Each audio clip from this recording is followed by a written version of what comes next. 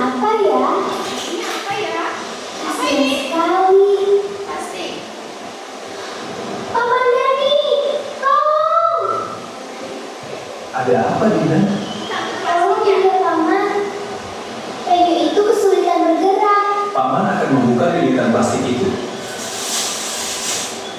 Gimana bisa dia terikat plastik seperti itu, paman? Apakah kalian tahu, teman-teman? Penyu adalah salah satu hewan yang sebagian besar hidupnya dihabiskan di dalam laut.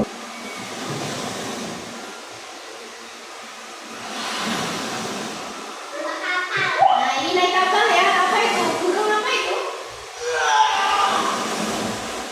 Selain itu, sampah plastik juga sangat berbahaya bagi lingkungan.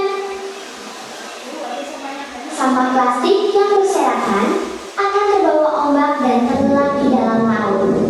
Sampah plastik membutuhkan waktu yang lama untuk terurai menjadi mikroplastik.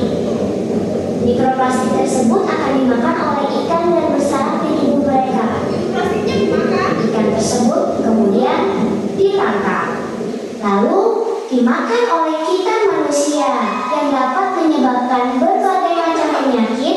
Itu karena tubuh kita sudah terkontaminasi oleh mikroplastik tersebut. Itulah dampak dan bahaya dari sampah plastik. Ini 3 tips dari Dina yang bisa kita lakukan untuk mengurangi sampah plastik. Nah, ini dia apa tadi? Ini adalah sampah plastik.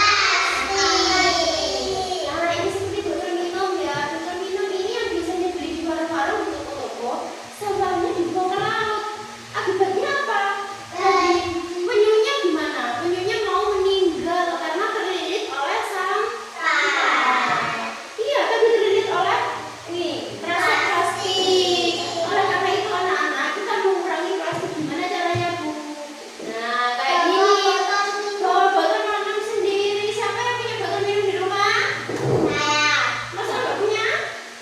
Mas punya ya di rumah. Nah, botol minum ini bisa digunakan setiap hari nggak? Bisa.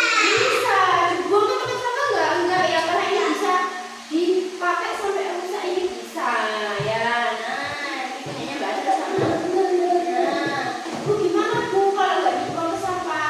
Kita ubah menjadi hiasan kelas, barang-barang yang cantik. Ayo siapa yang berani maju ke depan? Oh baik.